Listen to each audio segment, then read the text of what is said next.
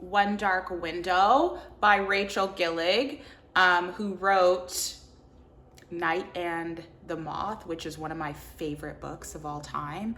And I read it because of that. I heard some good things about One Dark Window, and then I heard like some of it was boring. The beginning was very interesting. I would say it was an okay read.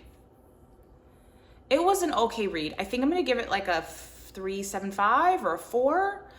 The magic system is very unique, which I'm trying not to get into a hole of where like all I read is fae. All I read is fae and vampire and whatever. But if that's my niche, that's my niche, because I don't like academia, because I don't want to read about anybody at a school. Like, I just am like so uninterested in that, which takes away a lot of the fantasy reads for me. Fourth Wing was okay, but yeah, so I wanted to branch out. The magic system in this book is cards, basically like tarot cards with actual like people attached to them. So you have to tap the cards 3 times to use them, and only the people with the cards can use the magic from the cards. So this girl, Elsbeth, gets sick, and a bunch of people in the area get sick, and the king makes them go away because the sickness is like, some of them caught magic through sickness if they didn't die.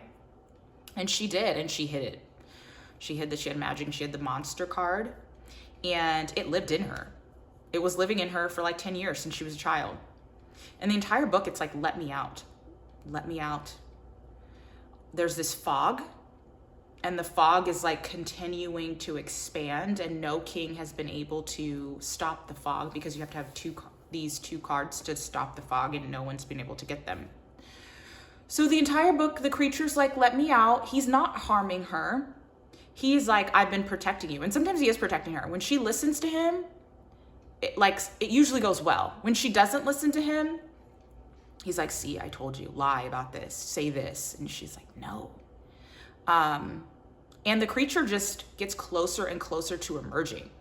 So when her pupils are white, towards the end, her pupils are just yellow, because the creature is now taking over her body, because it kept saying, let me out. And it's just like, if this thing didn't hurt you, why didn't you let it out? Why didn't you let it out? Let it go free. Why didn't you ask, what are you going to do when I let you out? Prove to me that you're going to do good. And then I would have let the creature out. Like, why? I don't know why she didn't let it out. It really didn't go over that. But she falls in love with this like guard. There's a little bit of romance there and some family stuff. I wish I remembered the book a little bit more, but I think I am retelling it, guys. I don't really think there was a ton there. It's just about trying to get these cards, seeing who has the cards, and trying to get the magic under control that's keeping the mist from spreading and taking over everything. So that's One Dark Window. Am I going to read Two Crowns? Because it kind of ends with the creature emerging and the creature letting people know that I know where the last card is. And that's where we stop. Am I going to read the next one? Probably not, because I feel like I made it through this one just to like prove to myself that I could read something different and that I could be interested in something different.